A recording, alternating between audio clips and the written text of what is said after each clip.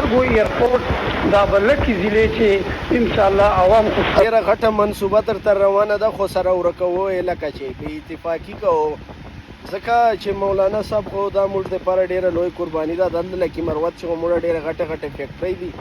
او دا باره به دا مالونه په ایکسپورټ کېږي دی چې دا سیمټ چې کومه فیکټرۍ ده دا به بهر ملک ته دی چې دلته نه ایکسپورټ کېږي او د ګیس وال ټینکرې به پسې ځي